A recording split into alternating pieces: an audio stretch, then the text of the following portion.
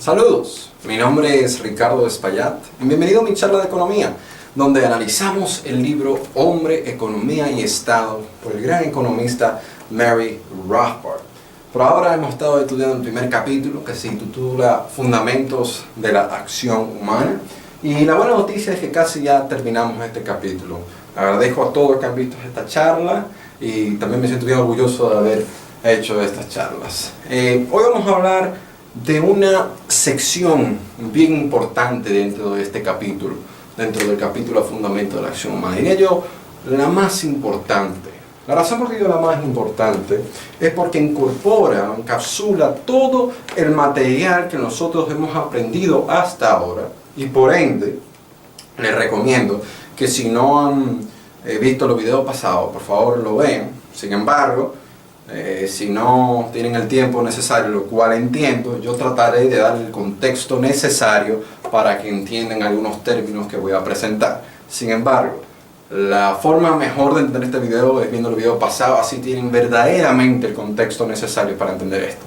Y la segunda razón por la cual es bien importante este video es porque te demuestra la importancia del capital o de los bienes de capital.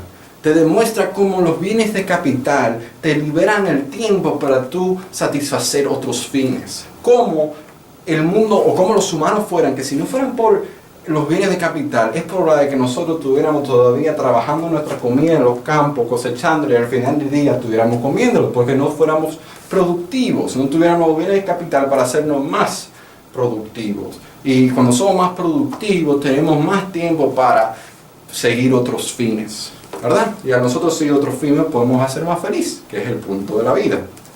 Pues bien, entonces, como vamos a hablar de la formación de capital, yo quiero darle primero una breve introducción de qué es el capital, qué son los bienes de capital.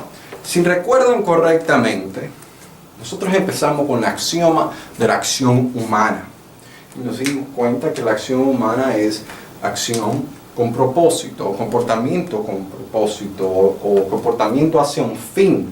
Y para nosotros lograr esos fines, nosotros necesitamos medios. Y esos medios se dividen en dos. Esos que son directamente utilizables, que se llaman bienes de consumo o bienes de primer orden. Y otros que son indirectamente utilizables, que son los factores de producción, que también se llaman bienes de producción o bienes de órdenes más remotos. Lo interesante de los factores de producción es que se dividen aún más en tres. En dos factores que son completamente independientes, que son la tierra y el trabajo. Y después uno que es dependiente de esos dos, que son los bienes de capital. Por ende, se puede decir que los bienes de capital son bienes o bienes producidos que indirectamente son utilizables para nosotros alcanzar nuestros fines. Bien, bien. Para entenderlo un poco más, en este ejemplo lo van a entender lo que es un bien de capital, lo van a entender aún más. Esa es la definición, diría yo, abstracta de lo que es un bien de capital. Pero en este video van a entender aún más lo que es un bien de capital. Y van a entender cómo se crea el capital y la importancia del capital. Bien, entonces, para entender la formación del capital, vamos a imaginarnos lo siguiente. Que tú eres Robinson Crusoe. Y resulta ser que Robinson Crusoe está en una isla, aislada, no hay nada, está solamente tú ahí. Y te das cuenta que hay algunas bayas, unos berries se dice en inglés, en español se dice bayas, no sabía. Unas bayas, unos árboles de bayas, que tú puedes conseguir las bayas y comértelas. Y tú te das cuenta que para tú sobrevivir, no necesariamente para tú satisfacer tu hambre, sino para tú sobrevivir, tú necesitas al mínimo 100 bayas al día. Y resulta ser como tú en tu vida no en realidad has cosechado esas bayas o has alguna vez tratado de coger las bayas, y tú no sabes dónde están per se, tú no viste que hay unos árboles. Resulta ser que te coge a ti 20 horas para conseguir 100 bayas. 20 horas para conseguir 100 bayas. Lo cual te da como resultado tu productividad de que tú básicamente estás consiguiendo 5 vallas por hora, ¿verdad? Lo cual significa que tú, de esas 20 horas, tienes 4 horas disponibles para dormir. Evidentemente, esto es un caso no tan bueno, porque tu vida, básicamente tu producción, está siendo igual a tu nivel de sostenerte, de seguirte vivo. En otras palabras, tú no tienes tiempo ahora mismo para perseguir otros fines o alcanzar otros fines, ya sea nadar en la playa, construir una casa, hacer una hacha, un cuchillo. Estás limitado. ¿Por qué estás limitado? Porque no tienes el tiempo, no eres lo suficientemente productivo para dedicar el tiempo a hacer otras cosas, ¿verdad? Tú ahora mismo le estás dedicando nomás 20 horas para conseguir las vallas y esas 4 horas tú duermes y te la comes, ¿verdad? Pues, ¿qué sucede? El próximo día tú eres un poco más entusiasta, tú eres un poco más entusiasmado. Y te dicen, no, yo no voy a coger las 20 horas. ¿Por qué? Porque yo aprendí cómo cosechar y conseguir esas vallas, ¿verdad? Y por ende lo voy a hacer mejor. Pero aparte de eso, aparte de adquirir ese conocimiento tácito, como lo diría el economista Friedrich Hayek, que le recomiendo que lo vean, tú encuentras una parte de la isla que tiene aún más vallas, ¿verdad? Tiene muchísimas vallas, ¿verdad? Y resulta ser que al tú hacer eso, tu productividad aumenta tanto que tú en 10 horas vas de producir 100 vallas a producir 200, lo cual significa que tu productividad ha aumentado de 5 vallas por hora a 20 vallas por hora. Nosotros teníamos originalmente 5 vallas por hora y recuérdate que necesitábamos 20 horas para conseguir las 100 que necesitábamos para subir, que ahora estamos produciendo 20 vallas por hora, ¿verdad? 20 vallas por hora, lo cual significa que si nosotros enseguida nomás a consumir lo necesario para satisfacer el hecho de que tenemos que sobrevivir, lo pudiéramos hacer eso en 5 horas, ¿verdad? En 5 horas. Y entonces tenemos ahora disponible 14 horas de ocio, que ahí está incluido el dormir. Pero en otras palabras, nosotros anteriormente nada más le estábamos dedicando 20 horas para producir las vallas necesarias para sobrevivir. Y después teníamos 4 horas para dormir. Pero ahora, debido a que lo hicimos un poco más productivo, tenemos 14 horas disponibles de ocio, que la podemos utilizar en tratar de ir a la playa, tirarnos, analizar la biología de los pescados, etc. Tenemos diferentes maneras de nosotros utilizar nuestro tiempo, ¿verdad? Pero lo más importante de todo, es que nosotros ahora tenemos disponible 15 horas adicionales para alcanzar fines que anteriormente no teníamos. Recuérdate que nosotros estábamos utilizando todo nuestro tiempo, 20 horas para conseguir las 100 vallas y 4 horas para dormir. Pero ahora, debido a que si nosotros nomás quisiéramos consumir lo suficiente para sobrevivir, ¿no? Para satisfacer nuestra hambre, eso nosotros lo hacemos en 5 horas. En 5 horas nosotros ahora producimos 100 vallas, ¿verdad? Lo cual significa que hemos agregado 15 horas a nuestras vidas para satisfacer otros fines, nos hemos hecho más productivos. ¿Por qué resulta? Crusoe pudiera todos los días hacer esto, todos los días hacer esto, ¿verdad? Todos los días pudiera 10 horas trabajar las 200 vallas y las demás 14 horas tirarse en la playa y hacer lo que sea, ¿verdad? Y consumir su tiempo, Pero ¿qué sucede? Crusoe es un poco más ambicioso y él quiere aumentar su estándar de vida y eventualmente quiere crear una canoa para irse de la isla, ¿verdad? Porque él entiende que lo van a encontrar y etc. Bueno, ¿por qué hace Crusoe?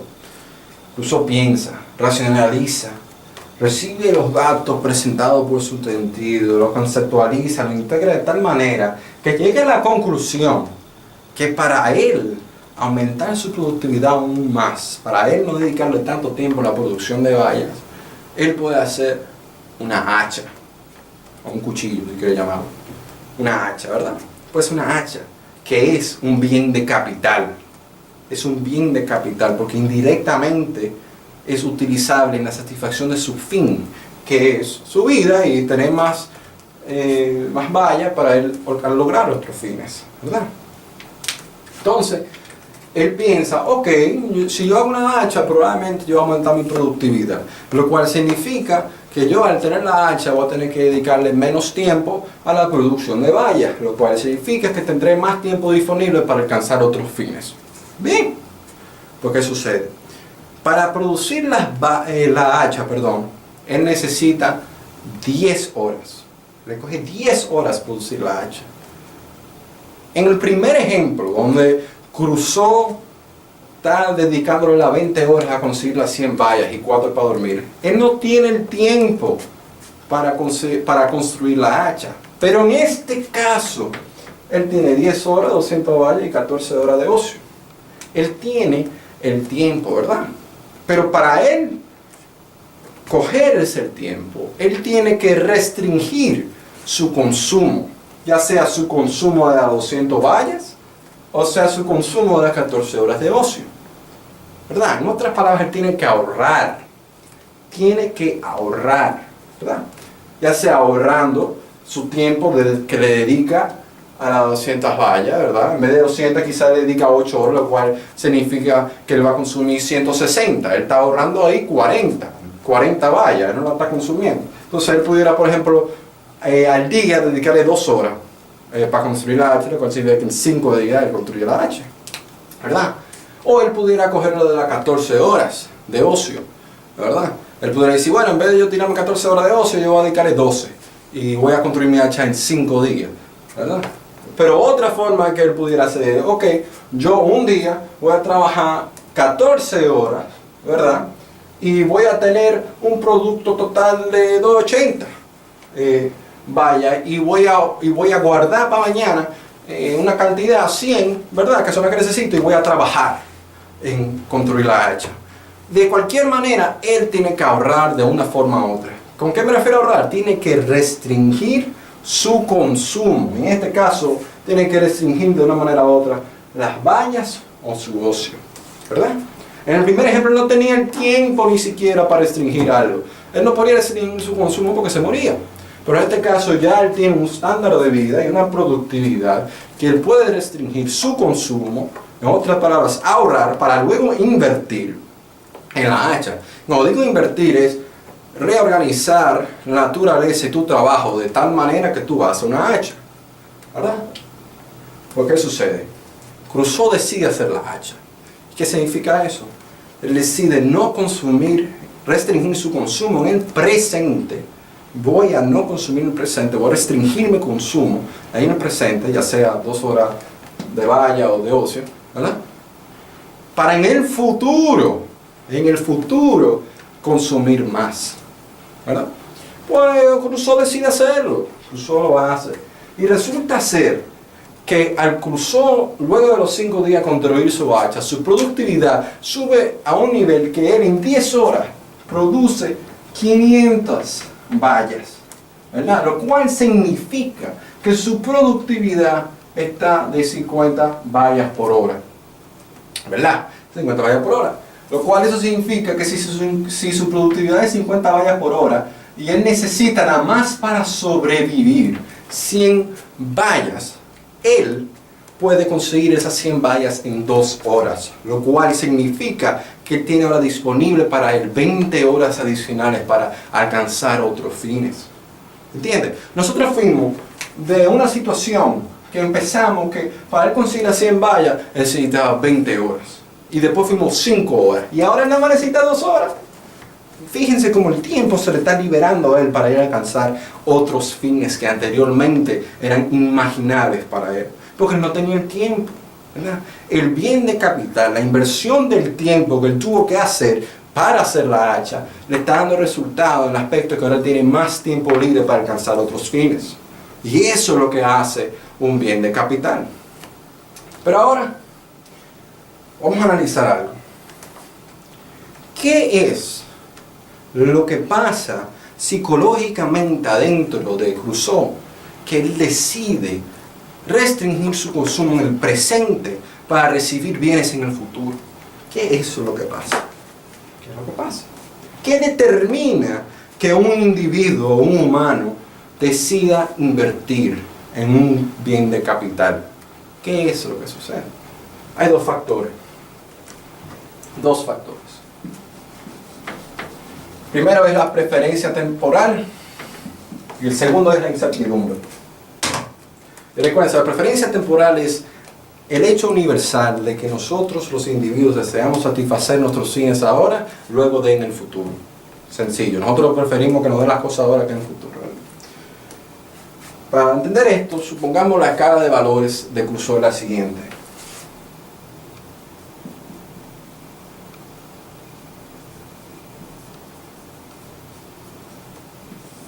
¿Verdad? Tenemos 1. Él quisiera tener las 500 vallas ahora.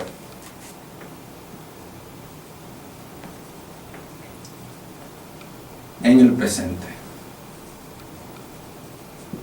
Pero ¿cuál es el problema con eso? Él no la puede conseguir esas 500 vallas. ¿Por qué? Dos razones. Él no quiere trabajar lo suficiente para conseguirlo y quizás su productividad no es suficiente al resultado de 500 vallas. La razón por qué él no quisiera trabajar es porque la ley de decreciente de utilidad marginal. En un sentido, mientras más él trabaja, el resultado que él recibe de su trabajo adicional, él lo valora menos, ¿verdad? Entonces él está dispuesto a trabajar 10 horas. Entonces él no lo puede conseguir, también su productividad no le da. ¿Qué sucede? Quizás más para abajo, en su escala de valores tenemos que él valora 500 vallas, 5 días en el futuro. Y esto se llama un bien futuro. ¿Por qué se llama bien futuro? Porque es un bien que será realizado en el futuro. Y él valora eso más que 200 vallas en el presente. Y el hecho de que él valora esas 500 vallas 5 días en el futuro significa que él va a hacer las acciones necesarias para conseguir esas 500 vallas en el futuro. ¿Verdad? Que eso es trabajando 10 horas. Trabajando 10 horas, que en realidad la productividad que él está tratando de conseguir es 50 vallas por hora. Él va a tener una productividad de 50 vallas por hora que una de 20 vallas por hora, ¿verdad? Entonces, ¿pero qué determina que él valore conseguir una productividad de 50 vallas por hora, 5 días de hora, lo cual significa que tiene que restringir su consumo, más que nada más continuar la 20 vallas de hora? Bueno, lo que determina esto se llama la tasa de preferencia temporal. ¿Qué significa la tasa de preferencia temporal? Bueno, la tasa de preferencia temporal significa cuántos bienes futuros tiene que un individuo recibir, o cuántos bienes en el futuro tiene un individuo recibir para él restringir su consumo en el presente. En otras palabras, vamos a ponerte un ejemplo. Si yo te digo a ti, si yo te doy a ti 100 pesos, ¿verdad? Y tú, no, vamos a ponerlo mejor así. Tú me dices a mí, Ricardo, si tú me das a mí 100 pesos, yo mañana en un año te voy a dar 101 pesos. Y yo te digo a ti, cónchale, no, yo prefiero tener mis 100 pesos ahora, porque yo valoro más, yo valoro tanto el presente, que no estoy dispuesto, valoro lo que significa los 100 pesos tanto, más que los 101, lo que me representa los 101 pesos en el futuro, ¿verdad? Pero vamos con el mismo ejemplo. Yo te digo, tú me dices a mí, Ricardo, si tú me das a mí esos 100 pesos, yo en un año te voy a dar 1.000.000 de pesos. Papá, de una vez te voy a dar esos 100 pesos. Porque ¿qué significa eso? Que yo valoro mucho más lo que simboliza para mí ese 1.000.000 de pesos, que yo sacrificar 100 pesos ahora. Por ende estoy dispuesto a dártelo, ¿verdad? Pero ¿qué es lo que determina eso? Es la tasa de preferencia temporal. Cada uno de nosotros tenemos una tasa de preferencia temporal subjetiva. No es que hay una fija, ¿verdad? Es algo subjetivo. Y lo que nosotros hacemos con esa tasa de preferencia temporal es que nosotros descontamos en un sentido, descontamos esa productividad de 50 vallas por hora, o las 500 vallas que nosotros fuéramos a conseguir y trabajamos 10 horas, a una tasa. Nosotros descontamos, por ejemplo, esas 50 vallas en el futuro. Si yo tengo una tasa de preferencia temporal bien alta, bien alta, para mí quizá no vale tanto. Y por ende yo no estoy dispuesto a sacrificar, ¿verdad? Pero resulta ser que de la forma que yo hice el ejemplo, la tasa de preferencia temporal es de tal manera que yo valoro más tener una productividad de 50 vallas por hora o recibir las 500 vallas y trabajar a 10 en 5 días, que estoy dispuesto a sacrificar en el presente una cierta cantidad de tiempo o una cierta cantidad de bienes de consumo. ¿Me entienden? Entonces, ahí es que aplica la tasa de preferencia temporal. Nosotros, el valor presente del bien futuro, nosotros lo conseguimos a través de descontando el bien futuro a una tasa de preferencia temporal. En otras palabras, el valor presente, el valor que tiene hoy en día para nosotros subjetivamente, esas 50 vallas por hora de productividad, ¿verdad? El valor presente que tiene eso, o los 500 vallas que nosotros vamos a recibir, del bien futuro, es mayor que el valor presente del bien presente. ¿Qué me refiero con bien presente? Que son las 200 vallas que tengo ahora, o lo que yo estoy dispuesto a sacrificar ahora, ¿verdad? ¿Qué te digo? Si yo voy a tener que trabajar 10 horas y mi productividad son ahora mismo 20 vallas por hora, significa que yo estoy dispuesto a sacrificar 200 vallas ahora para el futuro recibir 500 vallas por hora. O digo 500 vallas, ¿verdad? Yo estoy dispuesto a sacrificar 200 vallas para el futuro recibir 500 vallas, ¿verdad?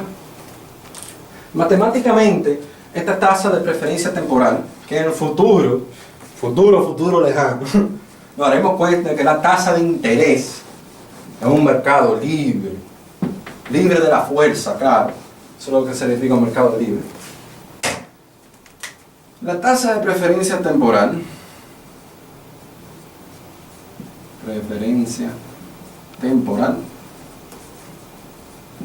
es igual a los bienes futuros netos que recibimos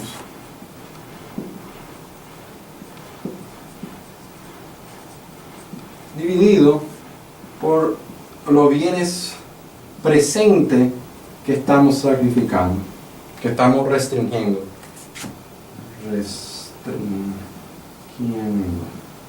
¿Verdad? Por ejemplo, en el ejemplo que yo hice ahora, ¿verdad? Nosotros vamos a recibir en el futuro 500 vallas, pero vamos, en realidad, adicional lo que estamos recibiendo son 300. Porque tiene que ser adicional, porque si te digo a ti, Ricardo, ¿qué tú prefieres? Tú me dices, Ricardo, ¿qué tú prefieres? ¿200 vallas ahora o 200 vallas más? Yo digo, dame la hora, ¿verdad? Entonces la única forma que tú me puedes convencer a mí de rendir o restringir a 200 vallas ahora es que tú me estás ofreciendo algo adicional. Por eso es el bienes futuros netos de lo que tú estás sacrificando o restringiendo. Nosotros vamos a recibir 500 vallas, estamos sacrificando 200 y estamos en un sentido restringiendo 200 vallas. Eso significa que nuestra tasa de preferencia temporal es aproximadamente 1,5 que un 150%. ¿Pero qué significa eso? ¿Qué significa? Que Crusoe está dispuesto a restringir su consumo de una valla si recibe en el futuro una valla y media por su restricción. Quizás si tú le dices a Crusoe, mira, tú tienes que restringir hoy el consumo de una valla y en el futuro tú recibes media valla por esa restricción, media valla adicional por esa restricción, Crusoe quizás diga, no, yo no entro en esa. ¿Verdad? Mismo ejemplo de, Ricardo, te voy a dar dame 100 pesos hoy y el año que viene te doy 101. Yo esa tasa de preferencia temporal no lo hago, porque es muy pequeña para mí, yo valoro mucho el presente. Pero si me dice, Ricardo, dame 100 pesos hoy y te doy 1.000.000. Bueno, esa tasa de preferencia temporal es lo suficientemente alta que sobrepasa mi interna tasa de preferencia temporal. ¿Verdad? Tasa de preferencia temporal, sorry. Pues sí, eso es uno de los factores predominantes que afectan la decisión de nosotros saber si invertimos en un bien de capital, si nosotros restringimos nuestro consumo, si ahorramos para hacer la hacha, para luego de hacer esa hacha ya nosotros podemos aumentar nuestra productividad. Otro factor que entra en nuestra decisión de si hacemos la hacha o no, o si hacemos un bien de capital, es la incertidumbre. La incertidumbre afecta a la tasa de preferencia temporal de dos maneras, una positiva y una negativa. Por ejemplo, supongamos que Crusoe cree que él no tiene que hacer esa hacha, ¿verdad? Él no está dispuesto a sacrificar esa 200, su tiempo, ¿verdad? El tiempo que está sacrificando, debido a que él cree que cuando él vaya y siga descubriendo la isla, ¿verdad? Está caminando, él va a encontrar de repente un viaje de valla. El viaje de valla, él dice, yo no tuve que restringir mi consumo, porque la incertidumbre es tal que yo creo que yo voy a encontrar esas vallas, ¿verdad? Fíjate cómo ahí la tasa de preferencias temporales afectaba positivamente. En otras palabras, que a Crusoe tú tuvieras que ofrecerle mucho más bienes futuros para él restringir su consumo en el presente, ¿verdad? Pero también la incertidumbre puede afectar la tasa de preferencia temporal de una forma negativa. Me refiero a que vamos a suponer que Crusoe cree que viene una tormenta en un par de días, ¿verdad? Incluso dice, espérate, viene una tormenta, y cuando venga esa tormenta, si yo no me preparo, va a tumbar todos los árboles que después no va a poder cosechar las bayas que están en los árboles, ¿verdad? Pues Crusoe, ahí su tasa de preferencia temporal es afectada negativamente, que baja un sentido, que él está dispuesto a hacer la hacha para aún más rápido conseguir todas esas bayas para luego ahorrarla y tenerla para el futuro, como bien futuro, ¿entiendes? Entonces, así es que la incertidumbre afecta la decisión de nosotros entrar en la acción de invertir, ¿verdad? Entonces, algo que Mary Ruffler menciona es que también nosotros no solamente invertimos per se en bienes como máquina o vamos a hacer una hacha, etcétera, ¿verdad? Nosotros invertimos en la tierra. Y hay ciertas tierras que nosotros cosechamos y las desarrollamos para que nos den un cierto rendimiento. Y nosotros convertimos esa tierra en capital. Porque la tierra, cuando tú la ves así, no está hecha en capital, no es un bien de capital, porque está ahí. Pero cuando tú la trabajas, la pones bonita, la pones productiva, ya tú hiciste un bien de capital a esa tierra. Entonces Mary Ruffler dice la siguiente pregunta, que una vez cuando nosotros estamos haciendo decisiones mentales, se nos puede presentar a Crusoe, por ejemplo, que él ya ha estado trabajando en una cierta tierra, ¿verdad? Y de repente encuentra una tierra que todavía no ha sido trabajada, pero está más cerca al sol, a la playa, hay más pescado, etc. Ahí depende subjetivamente del individuo, y en este caso de Crusoe, si él va a dejar el trabajo que ya él hizo en esa tierra y empezar a trabajar en otra. La consecuencia de este pensamiento es que algunas veces nosotros vemos tierras que no son usadas y uno dice, wow, cuánta capacidad en exceso tenemos, cuánta tierra. La razón es sencilla por la cual esa tierra no ha sido trabajada. La razón es porque los bienes de futuro que son anticipados, que se pueda recibir de esa tierra, no valen más subjetivamente en la mente de la persona de los bienes de consumo que tiene que sacrificar ahora. Por eso no se hace. Pero no es que Crusoe está siendo ineficiente, no, es que para él no vale su tiempo. No vale él invertir X cantidad de horas para luego él ahorrarse una minísima calculada de horas. ¿Verdad? Porque al final lo que está haciendo sucediendo es un intercambio de tiempo. Yo estoy dispuesto a invertir 10 horas para en el futuro tener 6 horas disponibles para mí, adicionales, para yo alcanzar otro fin. Eso es lo que está sucediendo, ¿verdad? Entonces, esas son las decisiones que nosotros tomamos o las cosas que suceden en nuestra mente, subjetivamente, cuando nosotros invertimos un bien de capital, lo hacemos más productivo o no.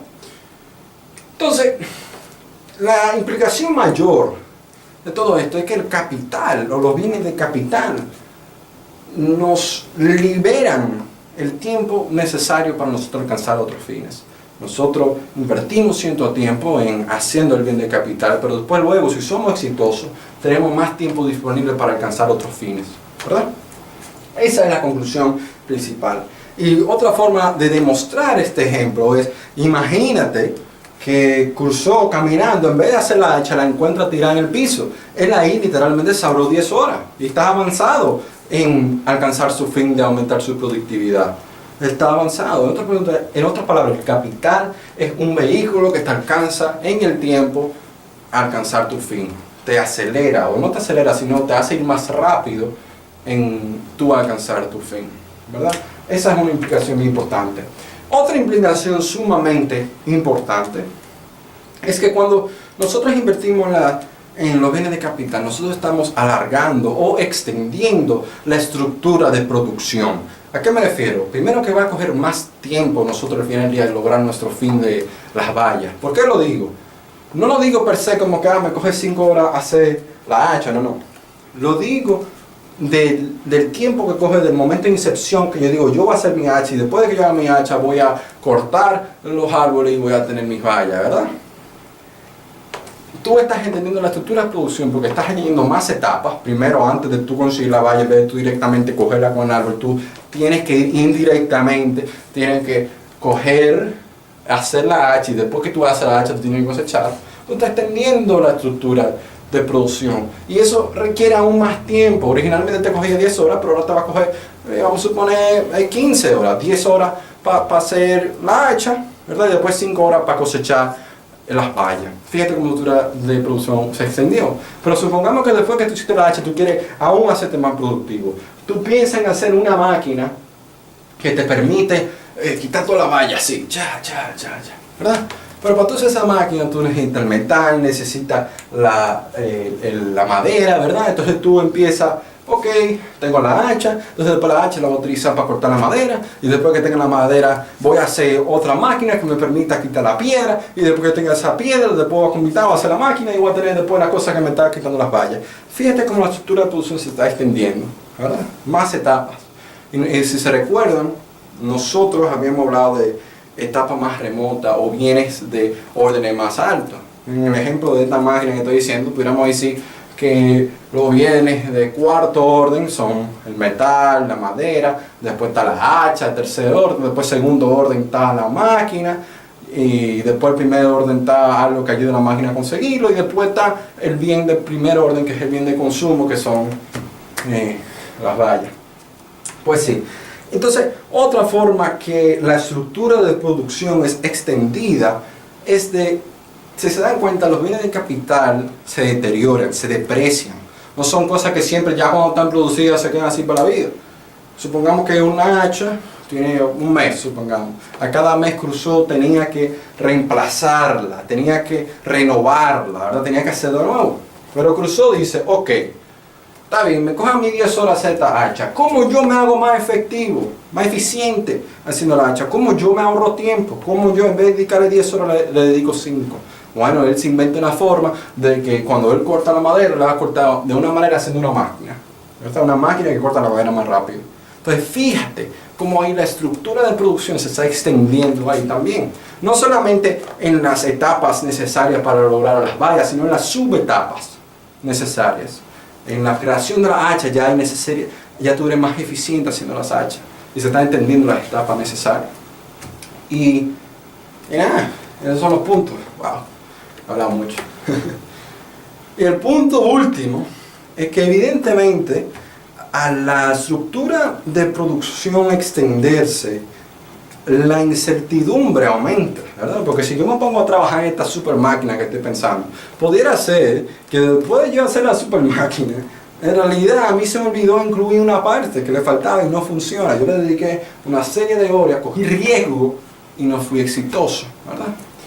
Pero lo que determina o el hecho o la cualidad que está presente en estas decisiones es el acto de empresarialidad, en otras palabras, o emprendimiento. En otras palabras, un buen emprendedor es una persona, un buen empresario, una persona que analiza su situación y el futuro de tal manera que es exitoso logrando sus fines. El que no es un tan buen emprendedor no es igual exitoso.